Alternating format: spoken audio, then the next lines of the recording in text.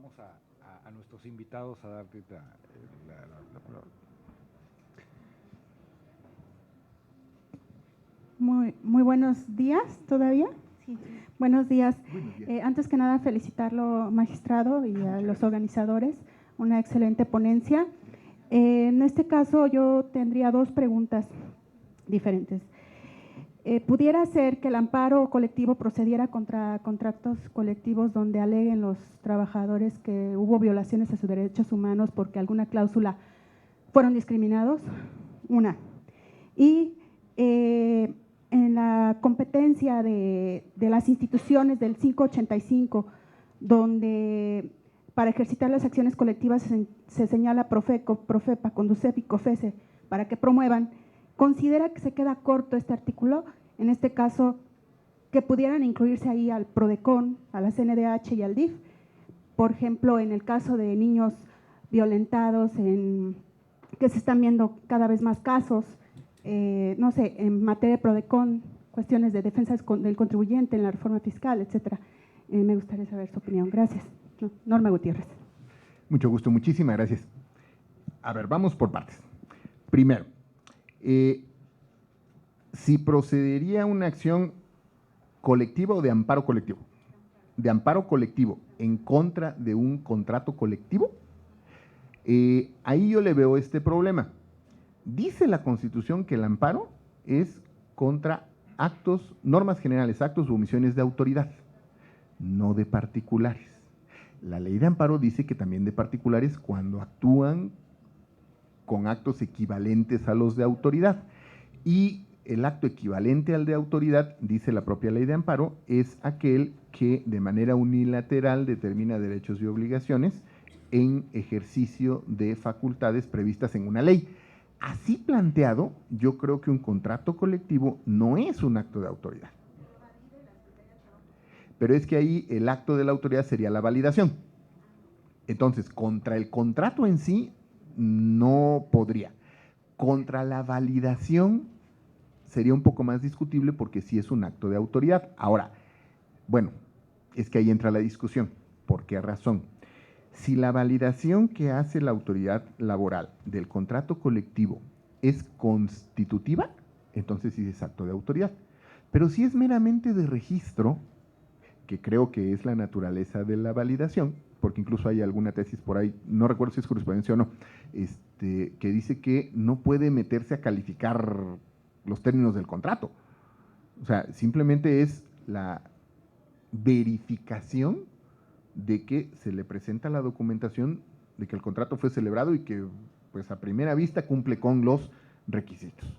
A lo mejor si fuera contrato ley tendríamos un poquito más de elementos de discusión, pero de un contrato colectivo, opinión personal de un servidor, yo creo que no hay posibilidad porque no es acto de autoridad. Ahora, la Suprema Corte dijo que Comisión Federal de Electricidad, ni siquiera atendiendo a los actos de particulares, es susceptible de ser autoridad responsable en juicio de amparo y en juicio de nulidad. Y mire que tratándose del corte que hace Comisión Federal de Electricidad en ejercicio de la Ley de Energía Eléctrica, pues yo creo que tiene todos los elementos para considerarse un acto equivalente a los de autoridad, pero dijo la Suprema Corte que no. Entonces, con ese antecedente y este problema de la naturaleza del contrato colectivo, yo creo que no habría posibilidad de amparo colectivo. Ahora, ¿qué ocurriría si 30 trabajadores o más promueven su acción colectiva? Esa sí podría ser, pero no sería una acción colectiva en sentido estricto. Lo más seguro es que caiga en la acción de intereses individuales, ¿cómo le llama? De repercusión homogénea, algo así. La fracción tercera del artículo. Yo creo que sería a lo mejor más factible. Ahora, en cuanto a la enumeración de sujetos legitimados en el artículo 585, mire, es muy subjetivo decirle si se quedó corto o no el legislador. ¿Por qué? Porque nunca vamos a estar conformes con una enumeración. Si ponemos 10, vamos a decir, ay, ¿por qué no pusieron 11? O a lo mejor 10 son muchas, le hubieran bajado a 9. Entonces, sí es cierto que el DIF, la PRODECON, pudieran estar en una situación similar, por ejemplo, a Profeco. Pero el problema está en que de entrada la limitación por materias se quedó en bienes de consumo y ambientales. Por lo tanto, así planteado, la PRODECON, que ve cuestiones de derechos de los contribuyentes, difícilmente va a poder entrar a una acción colectiva porque la materia fiscal normalmente no tiene que ver directamente con el consumo de bienes ni con medio ambiente. A lo mejor de manera indirecta en algún caso podríamos forzar cierta relación, pero yo creo que estaría muy complejo y se saldría de la materia que la Constitución en el artículo 17 le otorga al legislador la facultad de decir para las acciones ordinarias en estas materias nada más. Entonces yo creo que ahí no podríamos hablar de que se quedó corto o no, simplemente fue decisión del legislador ajustar estas materias y en función de estas materias los organismos que pueden tener legitimación para promover. Ahora, al final de cuentas yo no creo que sea grave que el catálogo de instituciones autorizadas sea relativamente corto. ¿Por qué? Porque tenemos la fracción 2. Cualquier situación que no caiga dentro del ámbito de competencia de estas instituciones o incluso que estando en su ámbito de competencias, pero por algún motivo no se ejerza la acción, juntando 30 personas que formen una colectividad, pueden ellos promover por sí mismos la acción colectiva. Yo creo que ahí la ventaja esencial está en la fracción segunda, porque eso abre todas las posibilidades y precisamente si checamos las exposiciones de motivos de la reforma que estableció el título quinto en el Código Federal de Procedimientos, precisamente lo que se consideró en parte fue, mientras estuvo la acción colectiva o las acciones colectivas en beneficio de los consumidores en la Ley de Protección al Consumidor, la Profeco promovió, si no me equivoco, 3 acciones colectivas. Una se ganó y las otras terminaron de diferentes maneras. Entonces, el punto está en que centrar la legitimación en una sola institución a lo que llevó fue a que casi no se ejercieron. Entonces, por eso dice el legislador, no, está esta situación, pero también lo abrimos a que un grupo significativo de personas, el mínimo de 30 para que valga la pena como acción colectiva, pueda promoverlo en los casos que lo considere, sin necesidad de quedar sujeto a que una institución específica respalde o avale la acción colectiva. Yo creo que ahí tenemos la compensación porque el catálogo de la fracción primera no sea tan amplio. Gracias. Perdón. Pregunta, magistrado. Mande, doctora. Yo también quisiera hacerle una pregunta. Sí, perdón. Y mi pregunta, por supuesto, que va vinculada con el amparo colectivo, pero circunscrito el asunto al interés legítimo. Porque justamente la palabra interés legítimo que fue introducida, con esas acotaciones individual y colectivo, es lo que da pauta para pensar en el amparo colectivo. Cuando se elaboró la reforma constitucional se dijo que era difícil definir lo que era el interés legítimo y se hicieron algunas acotaciones, sobre todo del ministro Cosío, para los efectos de esa reforma constitucional. Lo que sí se dijo es que ese interés tenía que ser real, tenía que ser actual y además lo demás que determina el propio precepto constitucional. Entonces, en este sentido, ¿cómo vinculamos esa definición que sería el interés legítimo colectivo para los efectos del amparo colectivo? Sobre todo cuando es un concepto que apenas está en elaboración. Gracias. Sí, gracias. Gracias, doctora.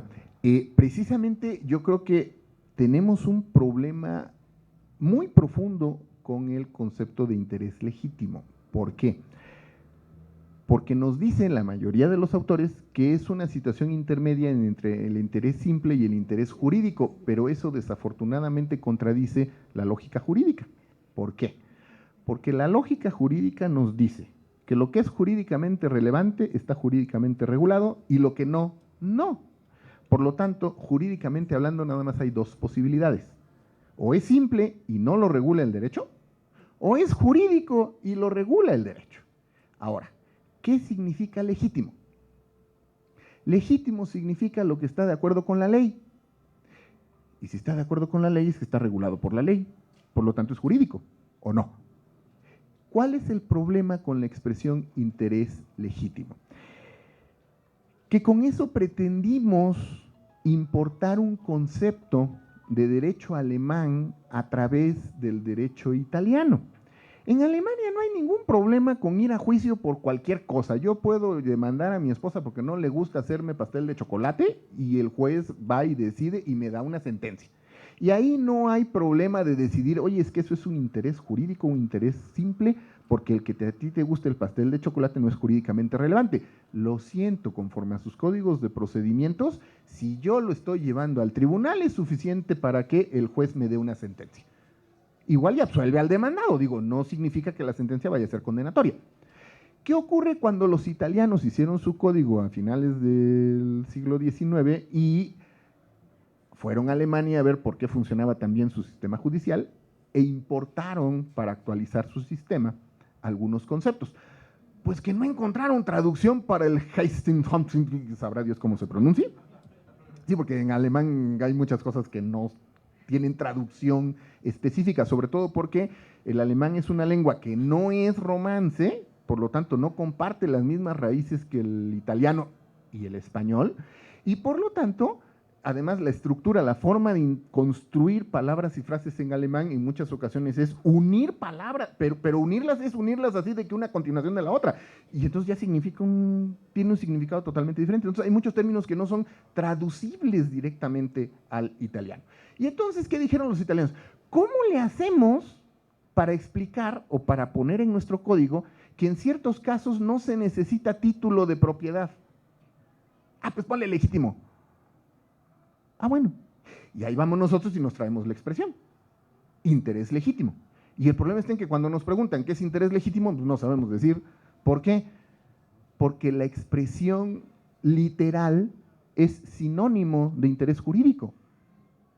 Y por eso nos choca a la hora de que lo queremos ocupar. Ahora, opinión personal de un servidor. ¿Qué significa interés legítimo? ¿O a qué nos referimos cuando hablamos de un interés legítimo? Nos referimos a la existencia de un derecho, porque si no hay derechos subjetivos u obligaciones, no estamos en la materia jurídica. Nos referimos a la existencia de un derecho en donde, para que yo pueda probar la causa generadora de ese derecho o la titularidad, no necesito exhibir un título concreto. Pongo un ejemplo. Si yo les digo que soy propietario de la casa número 61 de la calle de Coapa, en la colonia Toriello Guerra, en la delegación Tlalpan del Distrito Federal, en los Estados Unidos mexicanos, para probarlo en juicio, ¿qué tengo que hacer? Exhibir la escritura. Y la escritura es un medio de prueba específico de un hecho concreto. ¿Cuál? Que el día tal, ante el notario tal, celebré el contrato de compraventa en virtud del cual el derecho de propiedad fue transferido de tal persona a mí. ¿Por qué? Porque dice la ley que el derecho, dice la Constitución y dice la ley que el derecho de propiedad se protege, pero que se prueba de esta manera. Entonces, ¿qué significa? Que yo tengo derecho subjetivo y por lo tanto interés jurídico respecto de ese inmueble en la medida en que pruebe el hecho generador de mi derecho subjetivo. ¿Cuál? Que celebre la compraventa. Si alguien objeta y dice, no, tu escritura es falsa y demuestra que es falsa, entonces, ¿qué resulta? Que no soy titular del derecho. Punto. ¿De acuerdo? Y entonces eso es lo que le llamamos interés jurídico. Es lo que estamos acostumbrados a llamarle interés jurídico. ¿Qué ocurre cuando yo invoco un derecho que solamente depende de la existencia de la ley? ¿Yo tengo derecho a que se respete mi vida? ¿Qué necesito acreditarles para tener ese derecho? Dice el artículo 29 que la vida no se puede restringir ni suspender en ningún caso. Y dice en ningún caso. Ni siquiera en grave riesgo de la estabilidad nacional. ¿O no? ¿Qué necesito probar? ¿Qué dice la ley? En este caso, la Constitución. ¿Qué necesito probar para que decirles o justificar que tengo derecho a un medio ambiente sano? Nada, nada más lo dice la Constitución. ¿Sí?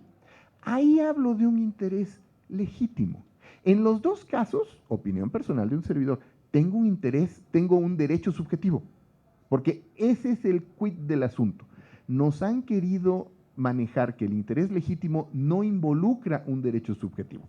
cuando que, opinión personal de un servidor, siempre hay un derecho subjetivo en juego, porque si no, la materia no es jurídica.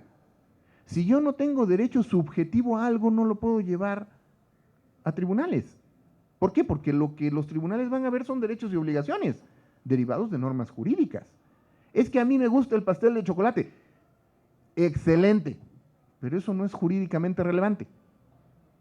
Ah, es que le vengo a demandar a la pastelería tal que no me entregó un pastel de chocolate cuando yo le encargué, le pagué un pastel de chocolate. Ah, entonces sí es un problema jurídico. ¿Por qué? ¿Porque me gusta el pastel de chocolate o porque no cumplió un contrato? Porque no cumplió un contrato. ¿Y por qué? Porque la ley es la que establece que los contratos se deben cumplir, que la protección a los consumidores en estos términos, etcétera. Pero es la ley, el sistema jurídico el que me define los derechos y las obligaciones. Entonces, cuando nosotros hablamos de un interés legítimo, opinión personal de un servidor, a lo que nos referimos, creo yo, es a que se trata de derechos subjetivos que para probar la titularidad solamente requieren invocar la ley, estar en la situación, pero no la prueba de un hecho generador adicional, como puede ser una compraventa o la celebración de un contrato en particular.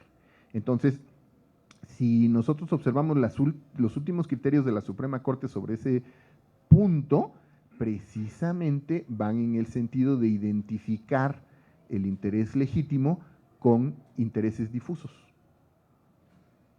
Precisamente porque de otra forma no hay manera de caracterizar el interés legítimo como algo distinto del interés jurídico, porque al final de cuentas en todos los casos vamos a discutir si existe o no un derecho subjetivo, y el derecho subjetivo es la facultad de exigir que la norma jurídica le otorga a una persona en contra de otra. Creo que ese sería el punto. Regresamos, tenía a la compañera y ahorita te cedo el uso de la palabra. Vamos a regresarle al público el uso de la palabra.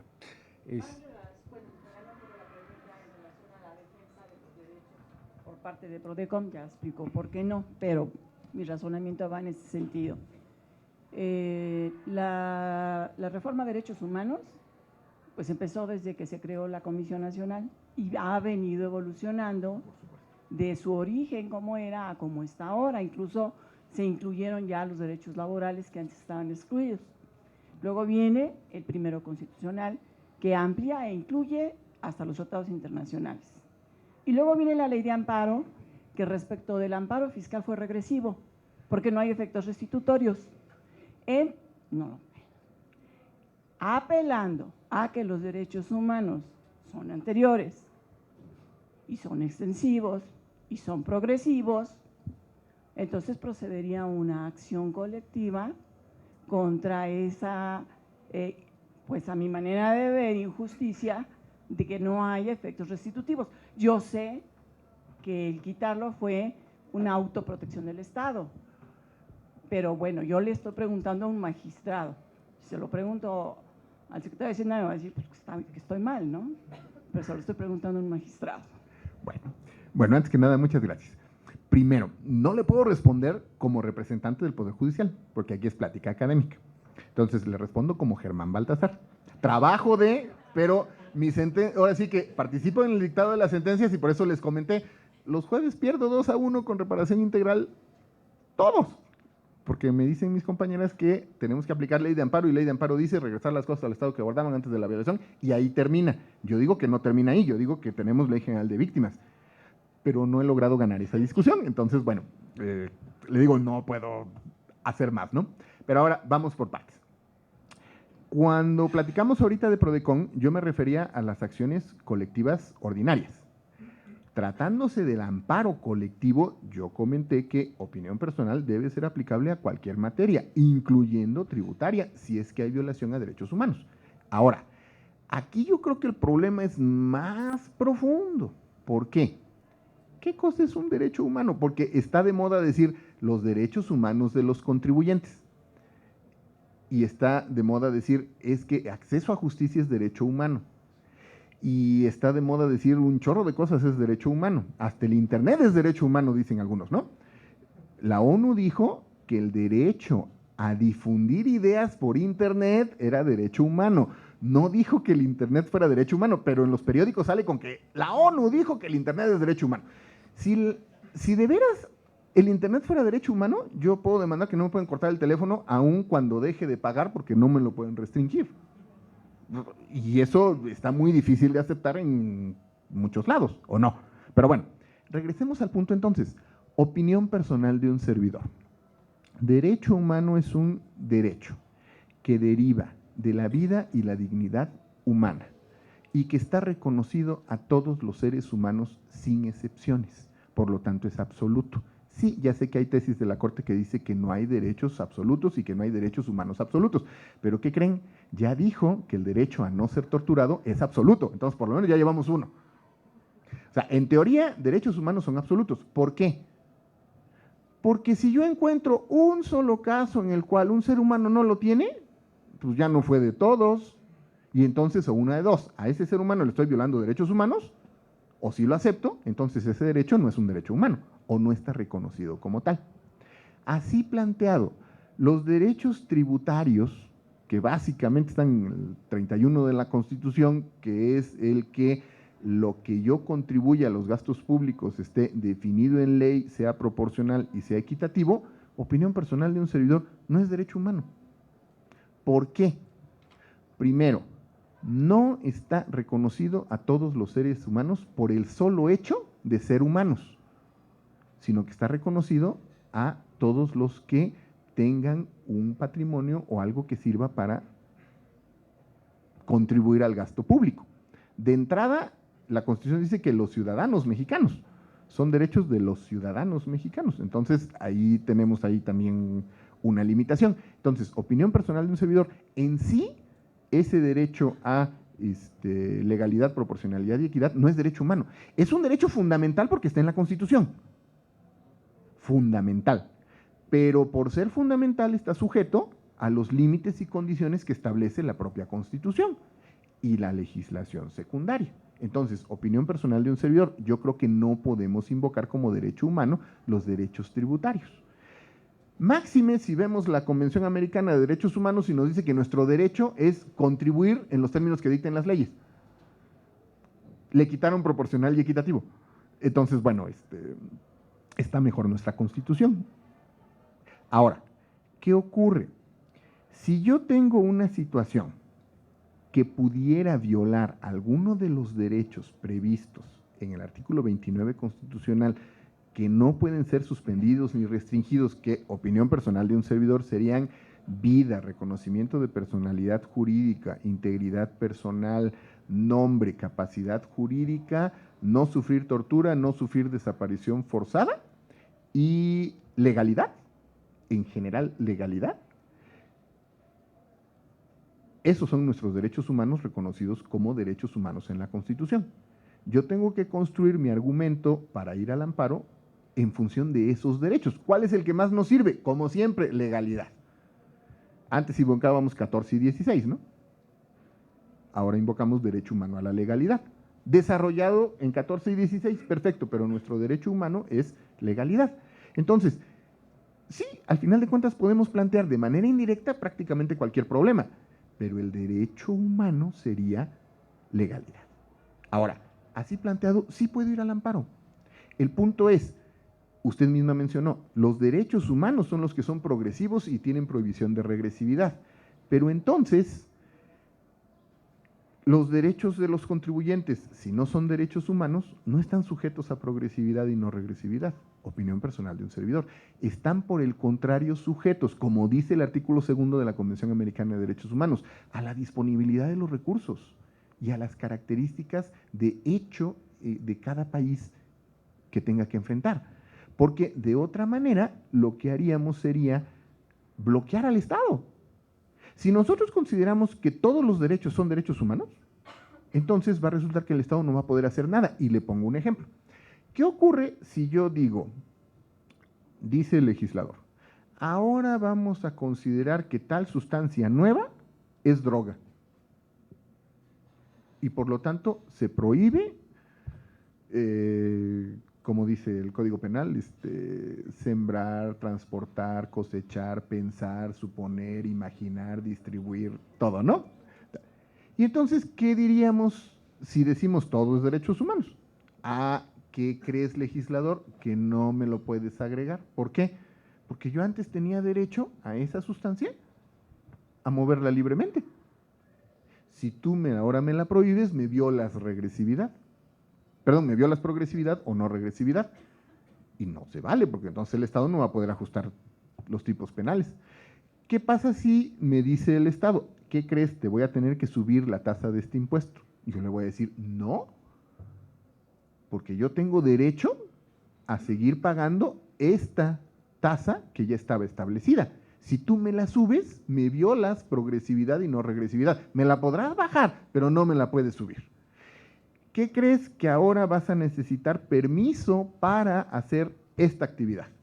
No, violas progresividad y no regresividad. ¿Por qué? Pues yo antes lo podía hacer sin permiso. Entonces yo creo que es muy peligroso decir que el catálogo de derechos humanos es amplísimo y lo que se me ocurra. Precisamente tenemos que ir al detalle de que dice la Constitución que gozamos de los derechos humanos, pero no dice que gozamos de todos los derechos humanos filosóficamente determinables. Dice que gozamos de los derechos humanos reconocidos en la Constitución. Entonces, nuestra Constitución no sigue un modelo justnaturalista, en el sentido de que la identificación de los derechos humanos sea anterior a la Constitución. ¿Los derechos humanos existen antes que la Constitución? Sí, por concepto. Pero de todos esos derechos que filosóficamente podamos identificar como derechos humanos, la Constitución dice, los que yo reconozco. Y los que yo reconozco son los que tienen las características de estar reconocidos a todos los seres humanos sin excepciones y sin restricciones. Y esos están nada más, opinión personal de un servidor, en el artículo 29 constitucional y no todos. Porque hay algunos derechos, por ejemplo, no discriminación, que está en el 29, pero que tiene excepciones constitucionales. A ver, ¿la Constitución establece limitaciones por edad? Sí, para ser diputado, para ser senador, para ser magistrado, para ser juez, pone edades, para ser ciudadano tiene edad mínima. Entonces, ¿ahí hay una discriminación por edad? Sí, por supuesto que sí. Acuérdense que discriminar es elegir entre opciones. Toda nuestra vida es discriminación. De hecho, ustedes en este momento están discriminando, seguir escuchando mis barbaridades o irse a hacer algo que valga la pena. Entonces, en el momento en que están haciendo esa elección, están discriminando, están optando por una cosa y no optando por las demás. Entonces, ¿qué establece la no discriminación o la prohibición de discriminación? Lo que dice la Constitución es algunos criterios de discriminación, por principio de cuentas, salvo una justificación racional, razonable, muy específica, están prohibidos. Y entonces, ¿qué ocurre? No vas a discriminar por edad, salvo lo que dice la propia Constitución. Entonces, no discriminación tiene excepciones en la Constitución. Ya no está reconocido como derecho humano, opinión personal de un servidor. Sigue siendo un derecho fundamental. Está en la Constitución y fuera de los casos que la Constitución establece como excepciones, no se puede discriminar por esos criterios. Totalmente de acuerdo. Pero el derecho en sí tiene excepciones. Por lo tanto, filosóficamente estará previsto como derecho humano, pero en nuestra Constitución está reconocido como fundamental, no como humano. Por lo tanto, está sujeto a las limitaciones que establece la propia Constitución. Es lo que creo yo. Y solamente se salvan estos 8 derechos que le comentaba. Esos no tienen excepciones. La Constitución no establece en ningún caso que podamos matar a alguien, por más malo que sea, o que le podamos cortar un pedacito, o que lo podamos dejar sin nombre. ¿Sí? Pero sí dice el propio 29 que todos los demás derechos sí se pueden suspender y restringir. Por lo tanto, todos los demás derechos están sujetos a las restricciones que razonablemente establezca el Estado. Sí, tiene que pasarse el test de razonabilidad, pero se pueden limitar. Los derechos humanos reconocidos como tales no se pueden limitar en ningún caso. No sé si quedó peor la respuesta que la pregunta. Gracias. Muy bien. A ver, va a haber oportunidad de que todos formulen su pregunta, ¿no? Sí. Muy bien. Creo que había una dama de este lado, ¿no? ¿Tenía alguna pregunta? Adelante. Muchas gracias, magistrado. Excelente exposición. Yo no soy abogado, soy mi profesión es la ciencia política, entonces puedo cometer errores en la pregunta y en la interpretación. Mire, me llamó la atención cuando usted señala de que esta cosa que es nueva, que se llama juicio de amparo colectivo, solo son contra actos de autoridad, no de particulares, ¿no? Una pregunta en ese sentido. Si una empresa particular instala, digamos, productora de asfalto, por ejemplo, sin los permisos ambientales ni los permisos de la autoridad municipal, ¿contra quién? Bueno, y aparte que se instala en un territorio indígena, que ya es otra situación. ¿Contra quién va esta demanda de amparo, de acción de amparo colectivo? La primera pregunta. La segunda es, con todas las reformas que ha habido, sobre todo con el protocolo de la Suprema Corte para los que juzgan situaciones para pueblos, personas como estos pueblos indígenas, esta acción de amparo colectivo en regiones indígenas, en mi concepto, viene a ayudar a proteger los derechos colectivos. Por ejemplo, en el caso de la empresa, viola el derecho al territorio, viola el derecho a la consulta, ¿no? Viola el derecho al medio ambiente, viola el derecho a la salud, o sea, una serie de violaciones colectivas, ¿no? Sin embargo, desde mi punto de vista, estamos ante una situación, no tengo claro contra quién se tiene que actuar en este sentido.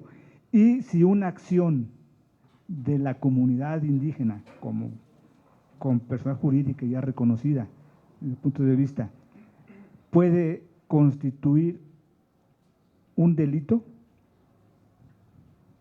dentro de todas estas normas nuevas que hay, que repito, no es mi área, no es el derecho, pero por ser miembro de un pueblo indígena, pues, me interesa, y tenemos los problemas ahí, enfrente, pues, y si vamos a Semarnat o a Profepa, se tardan muchísimo, y además la ley de equilibrio ecológico, desde mi punto de vista, sin ser abogado, tiene muchas situaciones que no nos favorecen.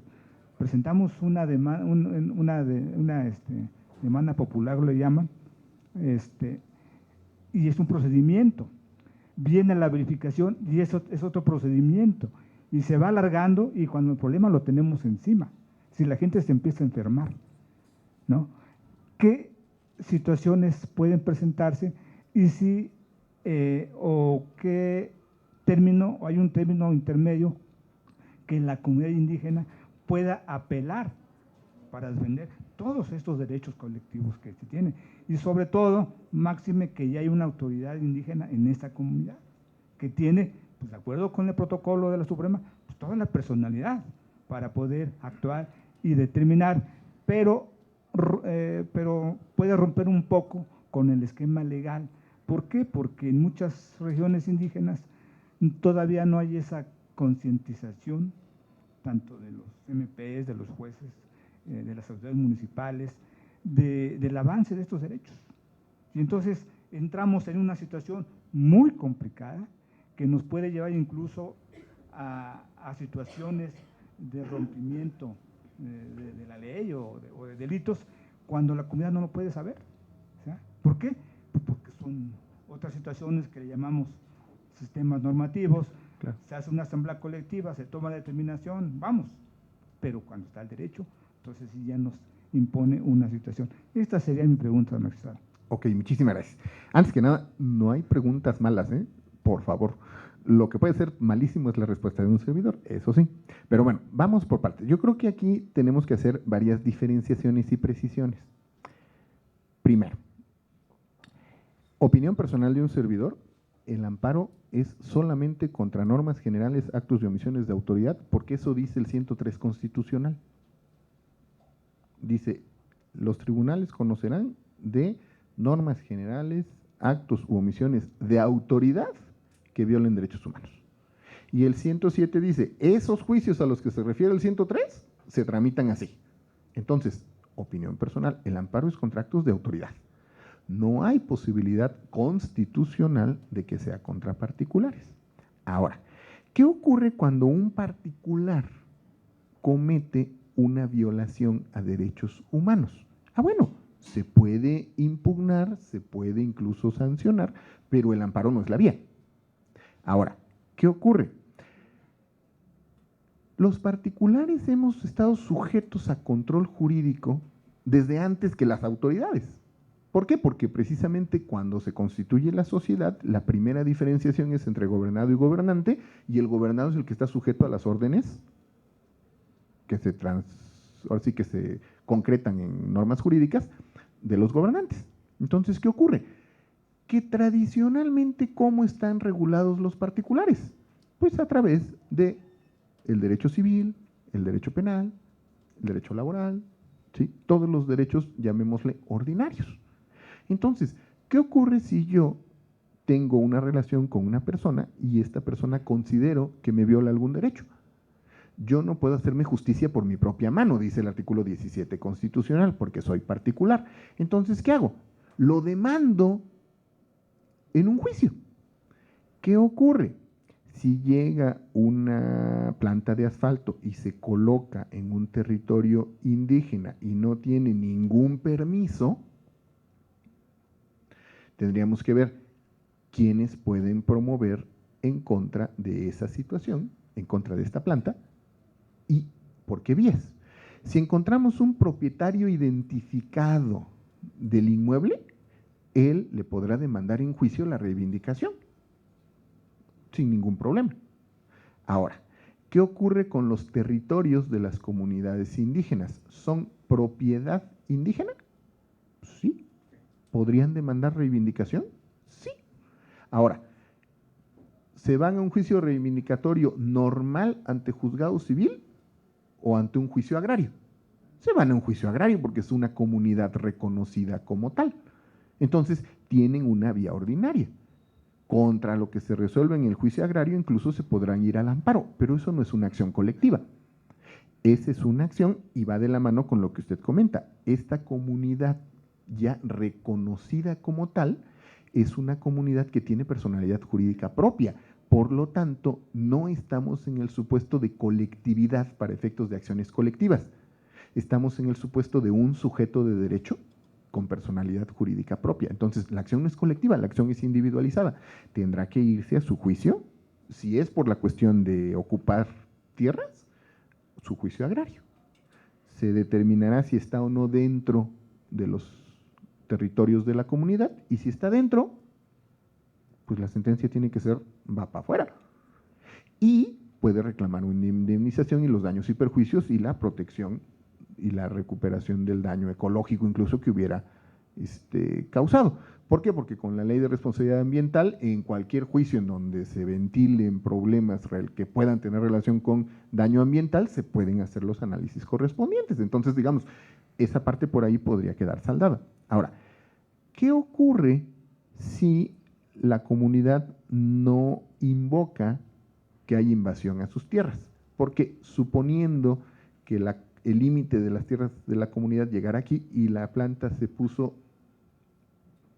en el metro que sigue, entonces no hay problema de que esté ocupando tierras de la comunidad, pero sí puede haber problema de contaminación, de afectación a la salud. Entonces ahí lo que tenemos es una cuestión de otro tipo. ¿Puedo promover amparo como comunidad contra un particular? Opinión personal de un servidor, no. Pero la autoridad ambiental, municipal, cada una en sus respectivas competencias, ¿tiene obligaciones? Sí. Y entonces, ¿qué no para colocar una industria necesita un permiso y que normalmente requiere un estudio de impacto ambiental? ¿Y qué no la autoridad ambiental está obligada por su ley y por su reglamento a verificar que las empresas cumplan con esos requisitos? Entonces, ¿qué ocurre? Yo no puedo promover amparo contra la planta o contra el dueño de la planta que la construyó, pero sí puedo alegar que la autoridad está incurriendo en una omisión porque no está ejerciendo las facultades de verificación de que se cumplan con todos los procedimientos y requisitos ambientales. ¿Esa es una omisión de autoridad? Sí. ¿Contra esa omisión me puedo ir al amparo? Sí, lo dice el 103 clarito, omisiones de autoridad. De hecho, en la redacción anterior del 103 decía que el amparo, bueno, que los tribunales conocerían de leyes y actos de autoridad que violaran garantías individuales. Y entonces no estaban incluidas las omisiones.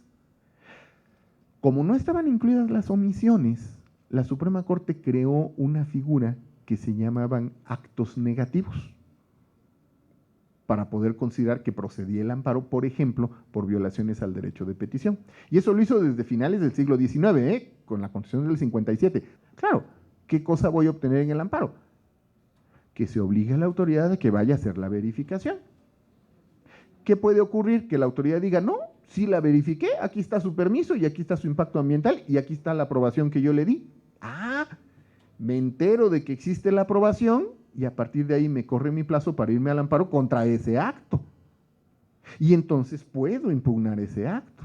Digo, es medio burocrática la cosa, pero tenemos que ir poco a poco, ¿sí? ¿Por qué? Porque desafortunadamente desapareció en la reforma de la ley de amparo todos los beneficios que tenían las comunidades agrarias de que en el amparo se resolvía por los actos que aparecieran probados. Porque eso en el libro agrario de la ley de amparo anterior venía. Entonces yo iniciaba el juicio por una cosa y me dictaban sentencia por lo que apareciera en el transcurso del juicio. Eso se perdió. Ni modos. Comunidades agrarias están sujetas a las reglas de relatividad normalitas de todos los demás quejosos. Perfecto, entonces habrá que agotar los procedimientos. Ahora, eso tampoco es una acción colectiva. ¿Por qué? Porque yo estoy actuando como comunidad con personalidad jurídica propia reconocida. Es un solo sujeto. Pero, por derecho a la salud, 30 miembros de esa comunidad, no la comunidad jurídicamente reconocida con personalidad jurídica propia, sino 30 seres humanos que formen parte de esa comunidad y a lo mejor de comunidades aledañas, porque precisamente la contaminación no se da nada más a estas personas que viven de este lado, sino a todo el radio alrededor. Entonces, ¿qué ocurre? Podríamos juntar 30 personas que se vayan en acción colectiva en contra de la autorización de funcionamiento, que ese sería acto de autoridad, que se le dio a esa planta, sí. Si es que no me quiero ir a la acción colectiva ordinaria, en donde sí puede ser demandada la empresa. Y entonces, tendría yo dos opciones. Una, me voy en acción de amparo colectivo contra la omisión de la autoridad de cumplir con su obligación de verificar, me voy al amparo. Pero ahí lo que voy a obtener es que la autoridad ejerza sus facultades, con el riesgo de que me diga, sí, ya le revisé y está bien. Entonces me voy a tener que pelear con lo que está supuestamente bien. ¿Qué pasa si en vez de eso mejor le demando en acción colectiva directamente a la empresa, que está contaminando, está causando daño ambiental? Con permiso y sin permiso, está causando daño ambiental. En función del análisis del daño ambiental, yo sí puedo incluso dejar sin efectos las autorizaciones.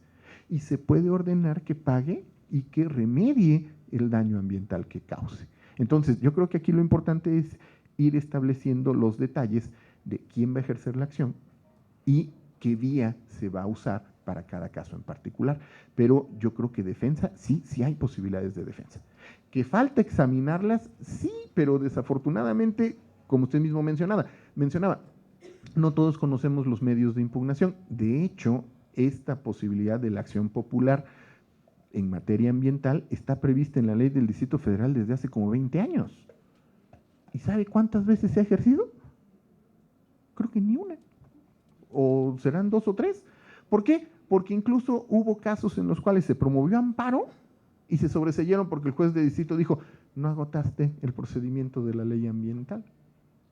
O sea, ni siquiera se pudo estudiar en amparo si sí o si no estaba bien o mal la actuación de la autoridad, porque no se cumplió con un elemento de procedimiento previo. Pero eso es porque ni siquiera los abogados nos ponemos a estudiar las leyes.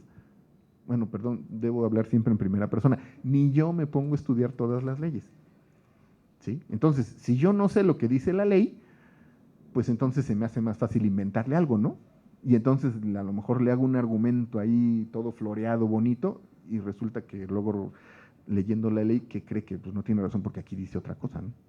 Entonces yo creo que es en parte una cuestión de cultura, de que tenemos que conocer todas nuestras leyes, y luego una vez que las conozcamos, no quedarnos en eso, hay que ejercer los derechos.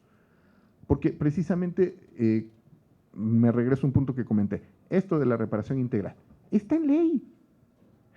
No estamos los tribunales condenando a reparaciones integrales cuando concedemos el amparo. Simplemente lo estamos omitiendo. Y que yo sepa, no ha habido ni un solo caso en el cual el quejoso se haya ido en revisión en contra de la sentencia que le concede el amparo sin fijarle reparación integral. Por lo tanto, pues no hay criterio de colegiados y menos de la Suprema Corte sobre el punto. Ahora, ya tengo la sentencia en esos términos.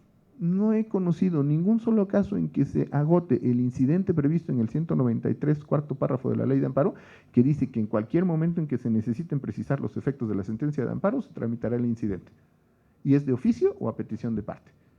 No conozco ni un solo caso de un abogado que haya promovido el incidente para obligar a que se analice si tiene derecho a una reparación integral conforme a la Ley General de Víctimas.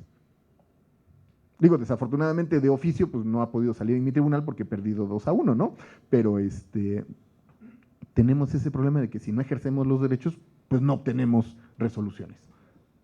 Rápidamente, Sí. no es una comunidad agraria, es un municipio donde hay pequeños propietarios, todos, pero es un territorio indígena. Ah, bueno, aquí tenemos… Ah, perdón, muy bien, creo que se nos está acabando el dedo. Un segundito. Ahí tendríamos que ver… Los pequeños propietarios no pueden invocar invasión a sus tierras porque se supone que están en terrenos distintos a los de cada uno de ellos. Tendrían que irse a los procedimientos ambientales. Pero si el propietario prestó o alquiló su terreno a la empresa. Ah, bueno, contra el propietario que prestó su terreno a la empresa puede estar en supuesto de daño ambiental. Habría que checar la ley de responsabilidad ambiental. No a la empresa. De entrada, la regla en responsabilidad ambiental con la nueva ley de responsabilidad ambiental es que el que causa la contaminación es el responsable. Entonces, el responsable sería la empresa que está contaminando sin los permisos correspondientes. Ahora, puede haber responsabilidad solidaria. ¿Cuál? El que sabiendo una situación colabora con ella. Entonces, lo que pasa es que ahí normalmente al propietario del terreno no le exigimos que esté al tanto de que el arrendatario cumpla con sus permisos. Entonces, ahí será cuestión a lo mejor un poco más discutible, pero la posibilidad de entrada es contra el dueño de la empresa y puede haber responsabilidad solidaria, será cuestión de checar si hay colaboración voluntaria con esa situación. Perdón. Sí, perdón, había creo que 2 intervenciones, una, Óscar, son las 2, ¿alguna más? ¿No?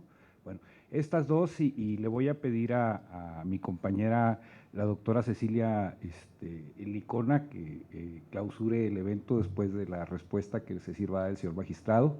En razón, apelo a su comprensión, me están pidiendo el salón, ya hay otra conferencia y hay otro grupo, ¿no? Bien, muchas gracias, magistrado.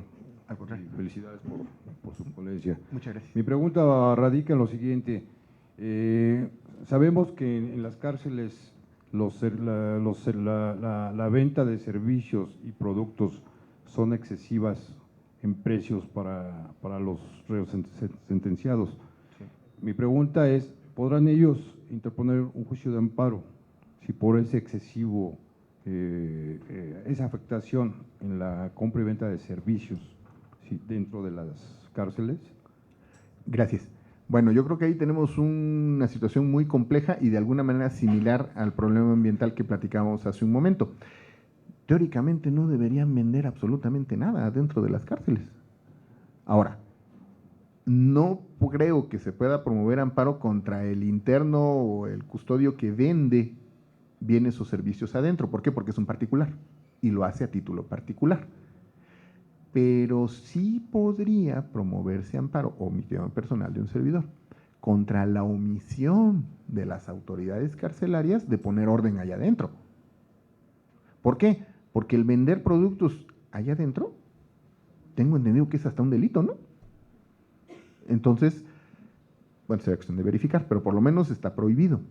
Ahora, el sustento de las personas que están privadas de su libertad en cumplimiento a sentencia o en reclusión por trámite de su juicio es una obligación a cargo del Estado. Entonces, no debería costarles absolutamente nada.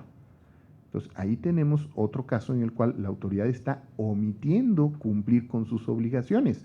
Se pueden ir los reclusos contra la autoridad que está incumpliendo con sus obligaciones.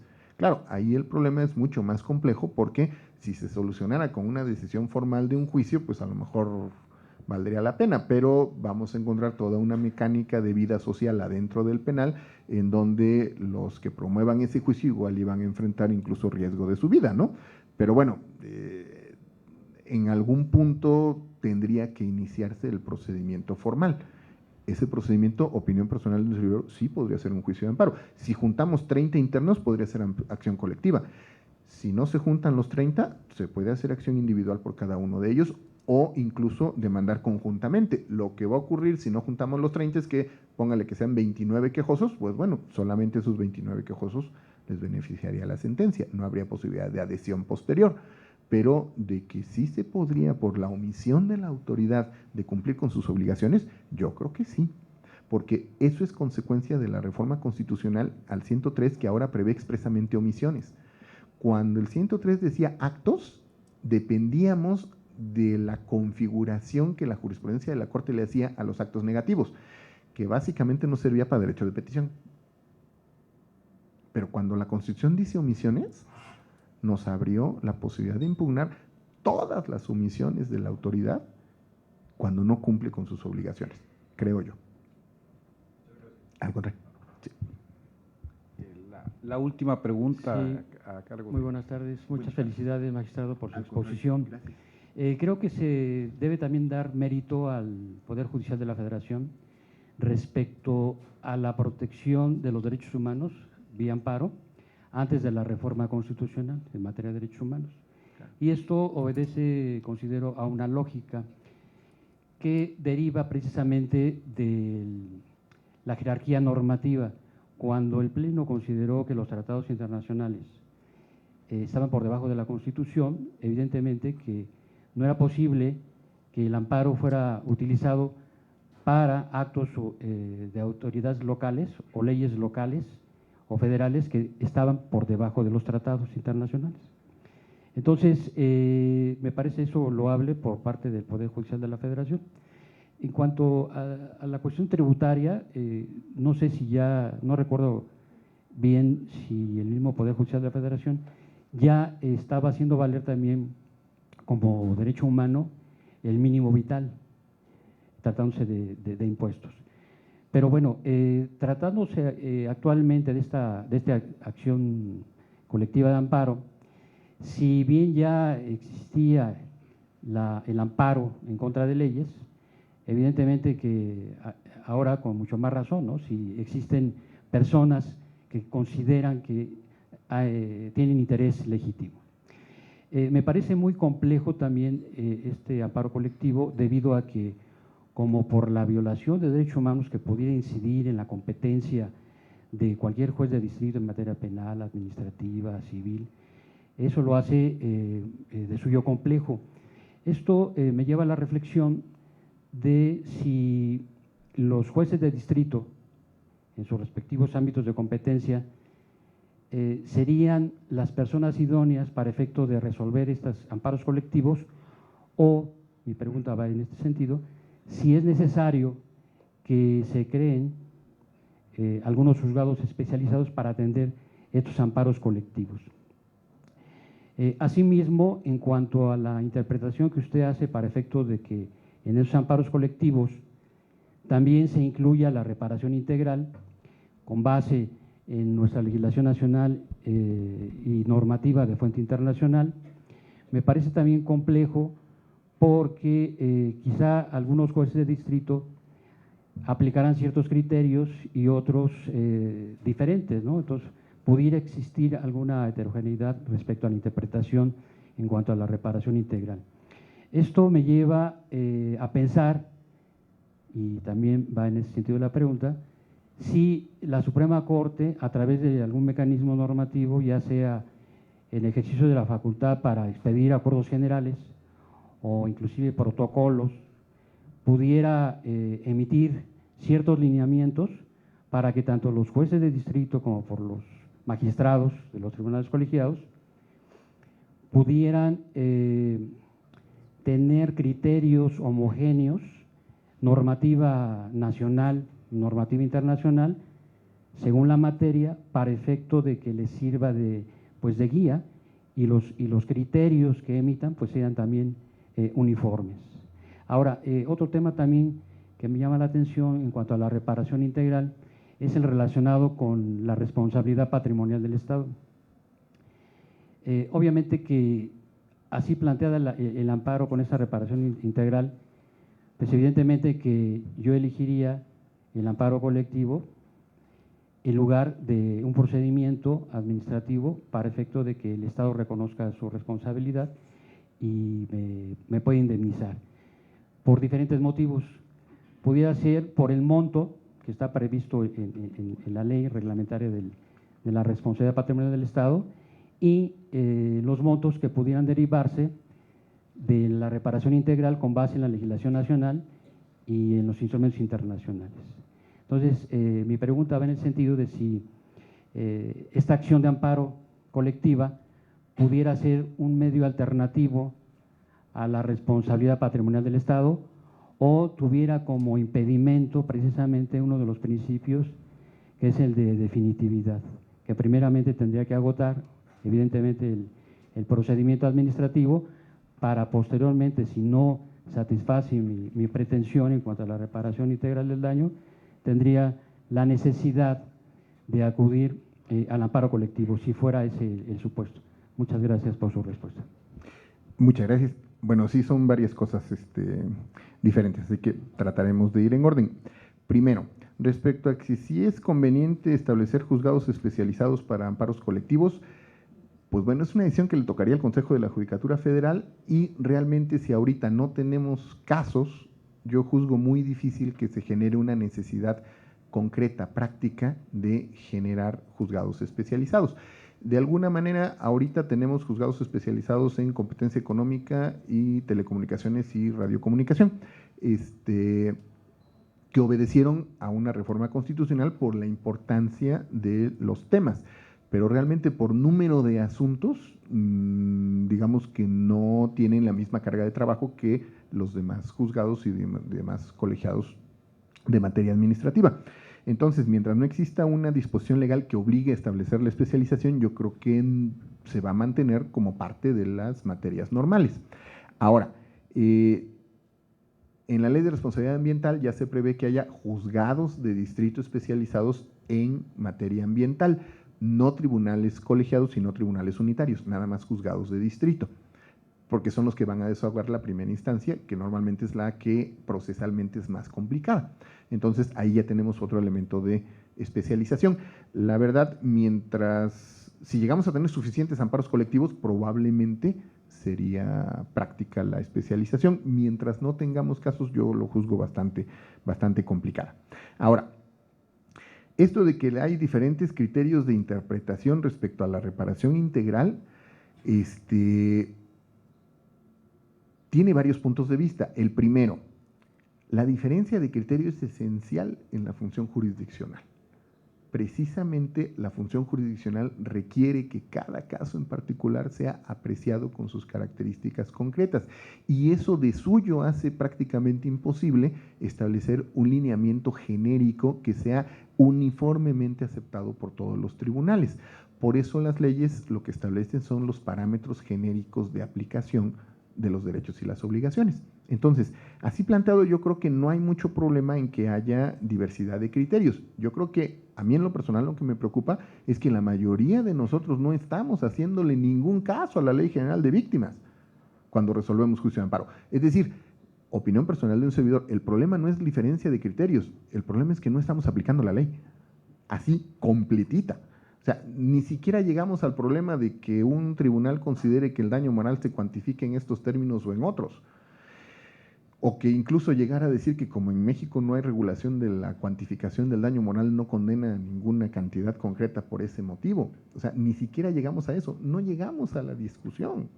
Entonces yo creo que habría que empezar primero por empezar a generar la discusión, que los particulares promuevan sus recursos y pidan su reparación integral y exijan una decisión sobre la Ley General de Víctimas.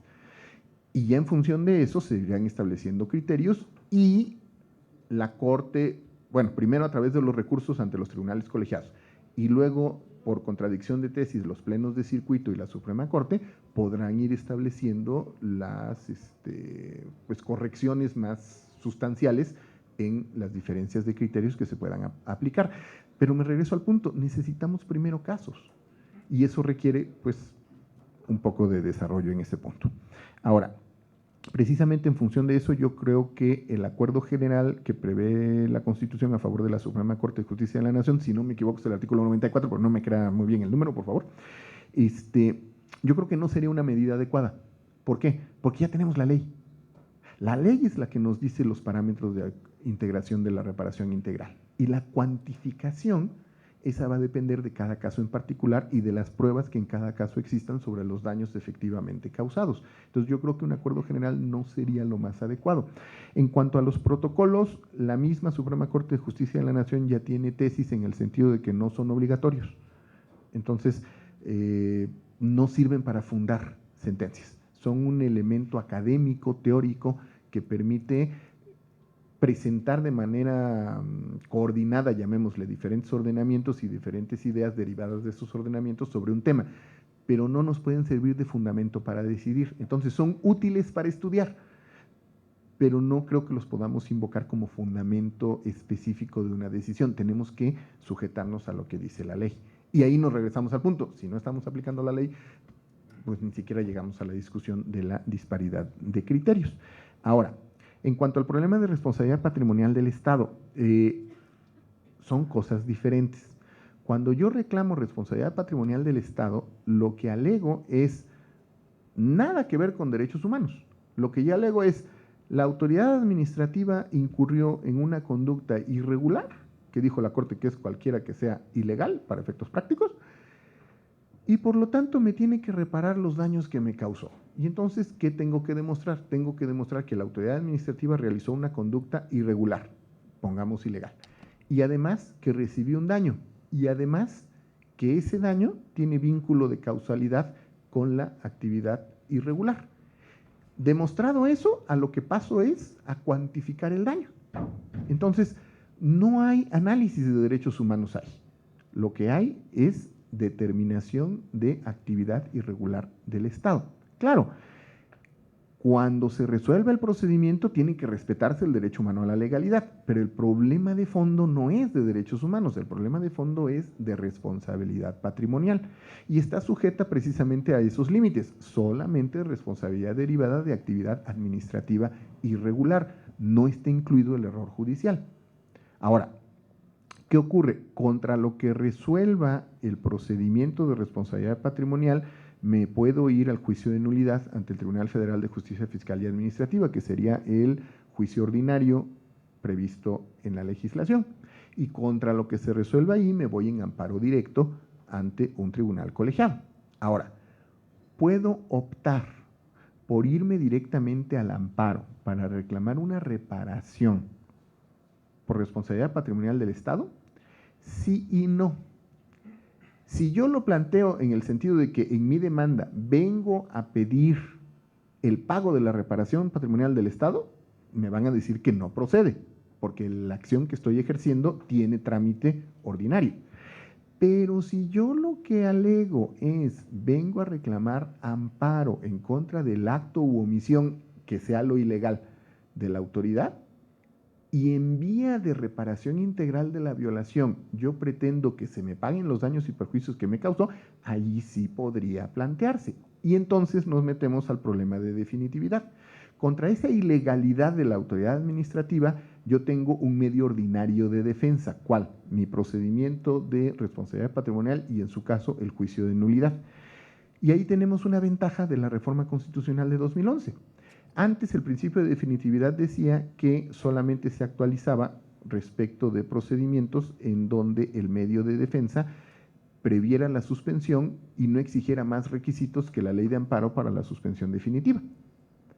Pero La reforma constitucional le agrega, aparte de que no exija más requisitos que la ley de amparo para la suspensión definitiva, que no dilate más en resolver que para la suspensión provisional. Y para la suspensión provisional en amparo indirecto, dice la ley de amparo que tengo 24 horas para resolver a partir de que presento la demanda. Ninguna ley en este país, salvo algunas excepciones en donde dicen que la sola interposición del recurso suspende la ejecución del acto, esa sí sería obligatorio agotarlo, porque si con la sola interposición se suspende, pues no me espero ni las 24 horas, ¿no? Eso sí es menos tiempo que la ley de amparo. Pero juicio de nulidad federal, lo que nos dice es que para obtener la suspensión, el magistrado instructor tiene el día hábil siguiente a la presentación de la demanda para resolver. Opinión personal de un servidor. El día hábil siguiente es más que las 24 horas de la demanda. ¿Por qué? Si yo presenté mi demanda a las 12 del día, mis 24 horas vencen a las 12 del día siguiente. Para juicio de nulidad es todo el día de mañana porque es el día hábil siguiente completo. Eso es más tiempo. Así planteado, opinión personal de un servidor, de hecho ahorita no hay principio de definitividad en casi ninguna materia. En todas me puedo ir al amparo porque no hay ninguna ley, le digo, salvo uno que otro procedimiento administrativo en donde la sola interposición del recurso suspende, no hay ninguna ley que establezca suspensión en menos de 24 horas, que es lo que dice la ley de amparo. Ahí, en el tribunal que tengo el honor de integrar, tratándose del juicio de nulidad ante el Distrito Federal, estamos de acuerdo porque ahí son 5 días. Tratándose del juicio de nulidad federal, tuvimos 2 casos en los cuales resolvimos que el día siguiente era más que 24 horas y luego mis compañeras cambiaron de criterio y ahorita está por mayoría el criterio de que son equivalentes, 24 horas y el día hábil siguiente. Entonces, ahorita en el tribunal en donde estoy no está operando la excepción tratándose del juicio de nulidad federal, pero hay otros tribunales que sí están considerando que el día siguiente es más que 24 horas. Si se considera que el día siguiente es más que 24 horas, efectivamente hay excepción al principio de definitividad y me puedo ir directamente al amparo. Claro, ahí va a cambiar un poco el planteamiento que yo tenga que hacer. En el juicio de nulidad no me tengo que preocupar por identificar qué derecho humano se me está violando. En juicio de amparo, teóricamente sí. La ventaja es que en la práctica, pues bueno, seguimos promoviendo los particulares amparo por garantías individuales y desafortunadamente los tribunales federales seguimos resolviendo por garantías individuales.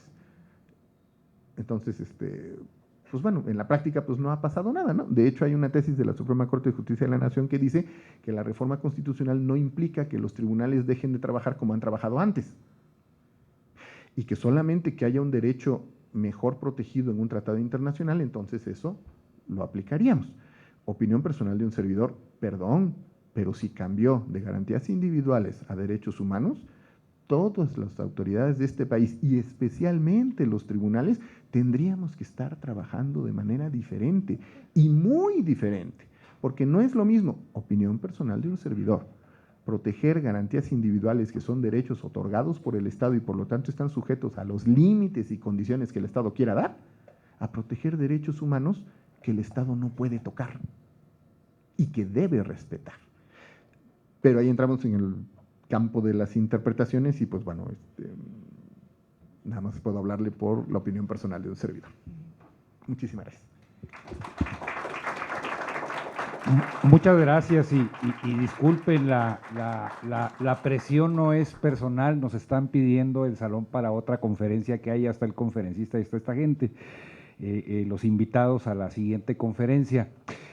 Voy a pedirle a la doctora Cecilia Licona que a nombre de nuestro director general, el licenciado Sami David, haga entrega de un presente, doctor, y de que se sirva a clausurar el evento. Muchas gracias. Gracias, sí.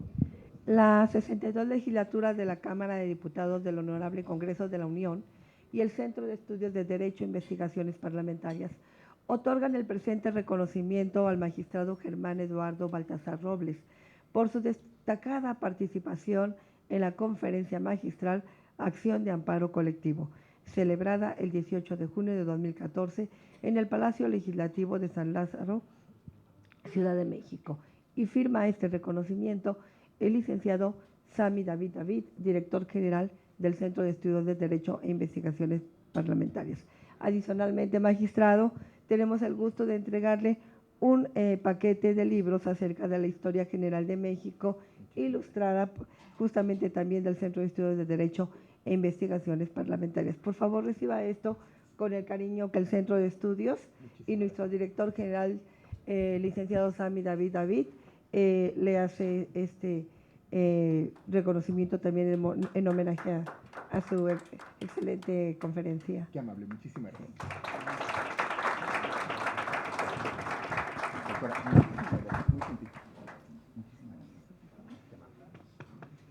Además, precisamente siendo, ¿qué horas son?